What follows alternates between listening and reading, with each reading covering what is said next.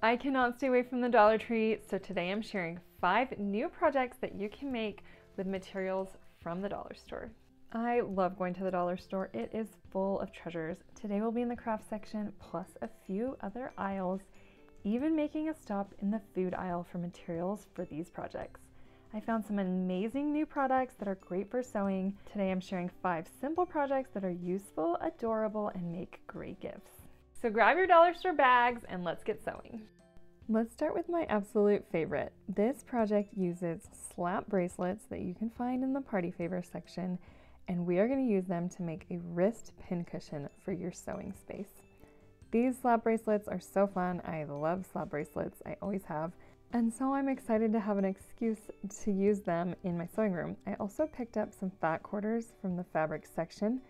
And there are a few materials you'll also need to go with this, including this printable pattern that you can get on my website, stuffing, and interfacing. I used a medium weight interfacing that I already had on hand, but there is interfacing at the Dollar Tree if you need. We will also need a glue gun. We're going to start out by ironing out your fabric just to get all those creases out, and then grabbing a piece of interfacing large enough to go underneath your pattern pieces. So we're going to cut 2 main pattern pieces and 1 loop. So I am using a scrap and making sure it's big enough. Then I'm going to fuse the interfacing to the back of the fabric. Once I'm done with that, I'm just going to trim away extra fabric and interfacing to get it out of the way, making sure I have enough to cover all my pattern pieces again. After I've trimmed, I like to press around the fabric again to make sure the edges of the interfacing are sticking to the fabric. Now we're going to cut out our pattern pieces. We want 2 main pieces, so I'm going to cut these on a piece of folded fabric, not on the fold, but that way I get 2 layers out of my pattern. The pattern pieces make this super easy, but if you prefer to use measurements, this piece is 5 inches by 2.5 inches. Next, we're going to cut out 1 piece with the loop pattern piece. This piece is 4 inches by 2.5 inches. Now we are ready to start assembling. First, lay the main pieces together, right sides together. We are going to sew around with a 1/4 inch seam allowance, leaving about 1 inch open on one of the long sides. Clip the corners and then trim down the seam allowance to about 1/8 of an inch. And then we're going to turn right side out using a chopstick to help you get those points. When you are turning the corners, to avoid a rounded corner and get that point out, I like to use a pin to help me pull that seam out so I get more of a crisp point. Give this a nice press, and then we are going to assemble the loop that goes around to attach the wrist pincushion to the bracelet. Start by folding under 1/4 inch on your long side of your loop piece. Now we're going to fold this over again with the other side overlapping. We want the loop to be about 1 inch wide, so just overlap those as shown and press. Then sew right over that to hold it in place. Plug in your glue gun and we are going to glue the loop around our bracelet. Mine is a little bit long, so I just trimmed it off. Then we're just going to glue to the back side of the bracelet and flip it over. We want the seam of these 2 ends of the loop to be on the top of the slap bracelet, so the pattern side. The glue will hold the fabric really well, especially if you press to make sure the glue gets into the fibers of the fabric. So be generous and then hold that down until it dries a little bit, pressing the glue into the fabric. Now we're going to add glue on top of those layers and put the wrist pincushion on it before we stuff it. So we're just going to center that and keep the length of the pincushion parallel with the slap bracelet. Press that down again to get the glue layers in there and then let it dry. Once that's dry, check it to make sure it is on there and has a good hold. And then we're going to stuff it with our fiber fill stuffing. I like to make my pincushions have a pretty good amount of stuffing inside, so just stuff it until you like the way it looks. And then we're going to grab a needle and thread and do a ladder stitch to close up that opening. Once you're done, tie it off and your slap bracelet is ready to use. You can slap this on your wrist and then stick your pins inside. The best part is that the slap bracelet is thick enough to protect you from hitting yourself with a pin, but still be careful as you're putting them in.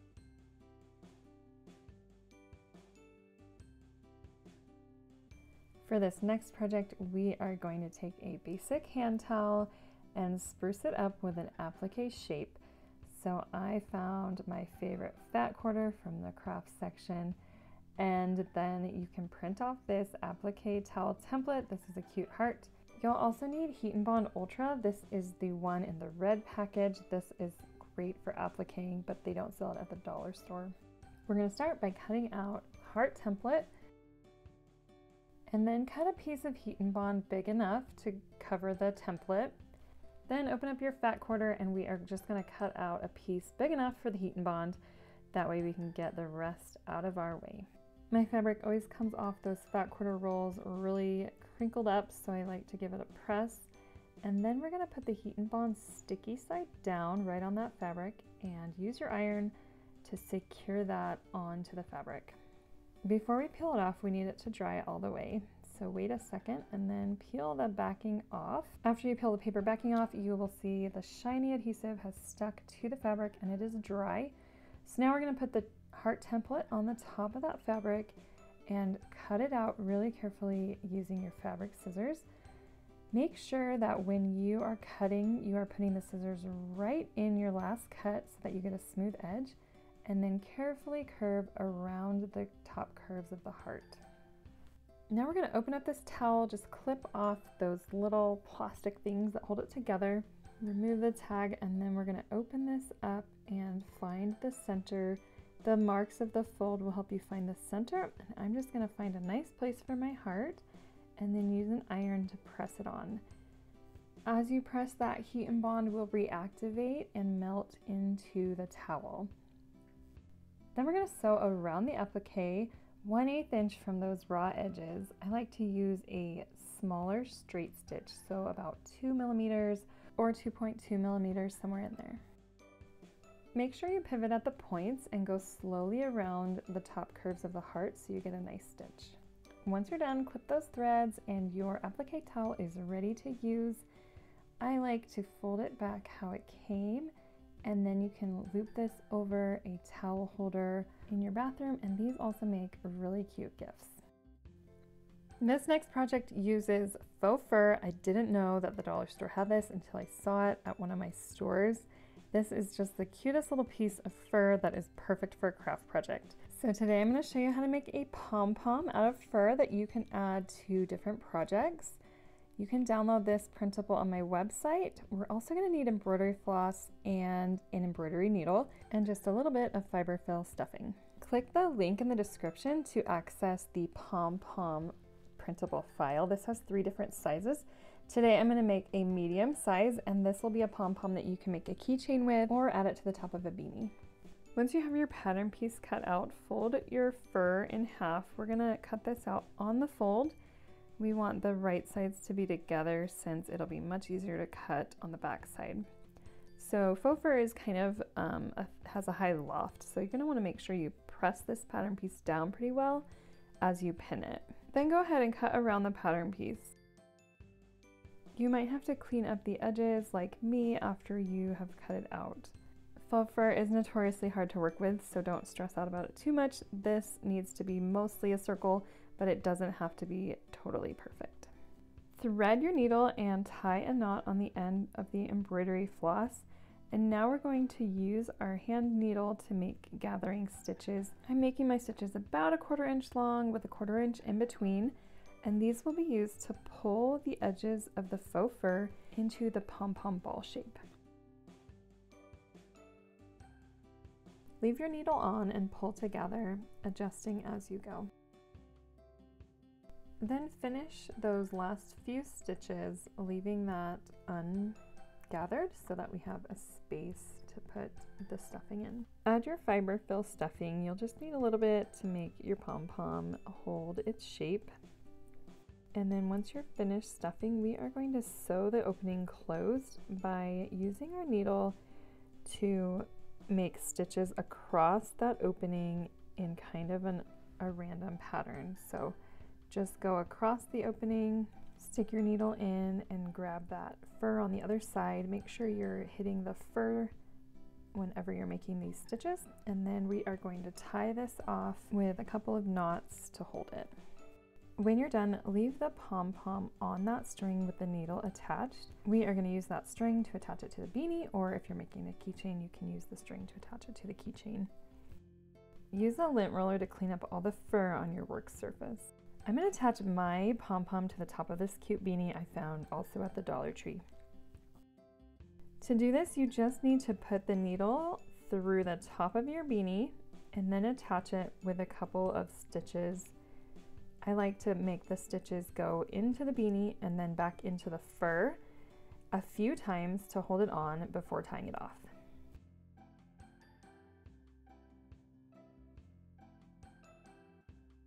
And now you have an adorable beanie with a custom pom-pom on top. I thought this tag was super cute from the dollar store, so I'm going to put this back on and it is ready to give as a gift. This next project is reusable hand warmers that are full of rice. These are made with flannel. You can find flannel with the fabric in the craft section, and these are 100% cotton flannel fabric pieces, which is great because we need it to be 100% cotton so that we can reheat these warmers in the microwave. Click the link in my description to download the template. While you're at the dollar store, grab a bag of rice. This is going to be our filling. Just make sure it's not minute rice. Iron your flannel, and we're going to cut 2 layers using the main pattern piece. Lay the 2 pieces together, right sides together, and we're going to sew around the whole thing, leaving an inch opening using a 1/4 inch seam allowance. Then go ahead and clip the corners and trim the seam allowance down. Turn the hand warmer right side out. I like to use a chopstick to help me do this. Then give your hand warmer a good press, keeping the edges of that opening turned under to match with the side edges. Now we are going to fill this up with our rice. Rice is a great way to make a reusable hand warmer. You can put it in the microwave or the dryer to heat them up. Make sure you are very careful and have only used 100% cotton materials if you are going to put it in the microwave, and use at your own risk. I found this funnel in the kitchen section of the Dollar Tree, and I have had it in my sewing room as a craft funnel. So if you need a craft funnel, you can pick one up. This comes in a set of 3, also at the Dollar Tree. Now we're going to put about a 1/4 cup of rice into our hand warmer. I recommend measuring out a little bit less than a 1/4 cup. I put a little bit too much in my hand warmer and it was hard to sew around the edges. So be sure not to overstuff it. Once you have enough rice in there, pin it down, and you can either sew just that one open edge or sew all the way around. You may have to shift the rice around a little to finish these edges. Just make sure you're not sewing over the grains of rice. And then once you have done that, your hand warmer is done. One piece of flannel will make quite a few of these. I love to have a stack on hand when the weather gets cold. This next project is actually a no-sew project, but it's a great way to showcase some cute fabrics. So I found these wood planks that are 4.5 inches square, and I knew they would make some great coasters. So all you need for this project is Mod Podge, some fabric, brushes, and the planks, and these are all available on the craft aisle at the Dollar Tree. I also like to use some wax paper to keep my surface clean so these don't stick while we're making them. The first step will be to open your fabric and iron it out so that it's nice and smooth. I am using this cute flamingo fabric. I've had this for a while and I just wanted to make sure I was using it on a project where you could really see the flamingos, and this is a great one. Once your fabric is flat, we are going to cut around our square using that as a template. We just need about 3/4 inches extra fabric around the square. So I didn't measure, I just used that as kind of my guide. We are going to be pretty generous with the Mod Podge, so I'm just dipping right out of the container. First, make a thick layer on your coaster, and then put it on the back side of your fabric and press down. Then cut the corners, leaving about 1/8 of an inch of fabric at the point of each corner. Now grab your Mod Podge again, and we are going to put Mod Podge on the sides, and then flip up the fabric and secure it on the back of the coaster. You can kind of flip this up and use the wax paper to push that fabric down really smoothly. And then once you have your edges nice and your corners are looking good, we're going to cover the whole thing with another layer of Mod Podge. Just be generous with this. Mod Podge dries really hard, so it's going to give our coaster a nice hard and brittle feel. And it's a really neat effect with the fabric because it won't be soft, but it will really showcase the fabric well and makes a great coaster. I like to make a set of 4 or 6 of these. The planks come in a package of 6, so you can make a little set as a gift or for your home. Let these dry for a couple of hours, and then once they are dry and hard, your coasters will be ready to use.